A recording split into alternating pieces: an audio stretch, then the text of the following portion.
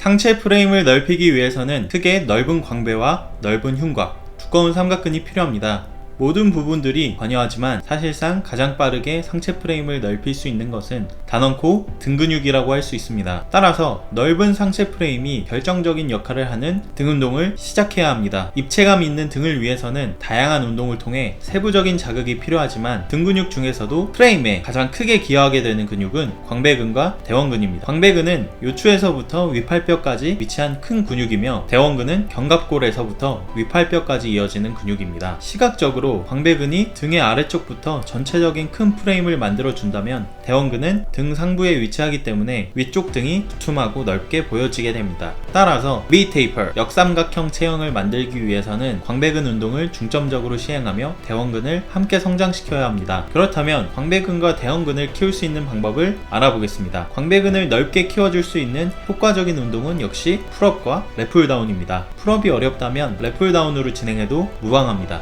랩풀다운과 광배근의 활성도에 관한 연구에 의하면 흥미롭게도 그립폭의 넓이가 좁거나 멀어도 큰 상관이 없었습니다. 하지만 오버핸드 그립에서 언더핸드 그립보다 훨씬 더 높은 활성도를 보인 것을 알 수 있었습니다. 또한 이후에 진행된 2014년 앤더슨 나탈의 연구에서는 모두 같은 오버핸드 그립에서 그립 넓이에 따른 변화를 관찰했습니다. 와이드 그립, 미디엄 그립, 네로우 그립의 활성도를 비교한 결과 미디엄 그립에서 가장 높은 결과값이 도출되었습니다. 따라서 넓은 광배근을 목표한다면 랩풀다운을 운동 루틴에 추가하며 동시에 미디엄 그립과 오버핸드 그립을 사용하는 것이 효율적일 것입니다. 그렇다면 랩풀다운에서 대원근을 함께 성장시키는 방법은 무엇일까요? 광배근을 자극시키기 위해서 진행하는 랩풀다운은 손목을 가슴 위치까지 내려주어 광배근을 최대 수축하게 되는데, 이와 다르게 대원근을 고립시키기 위해서는 대원근의 최대 수축 지점까지 반복해 주어야 합니다. 이때 미디엄 그립보다 와이드 그립이 대원근을 자극하기 유리하며 인중 위치까지 내리고 어깨는 고정시킨 후 팔꿈치로만 내린다고 생각하시면 조금 더 쉽게 자극을 느낄 수 있습니다. 광배근 운동과 대원근 운동을 선행하고 다양한 자극을 주기 위한 등 운동을 함께 진행한다면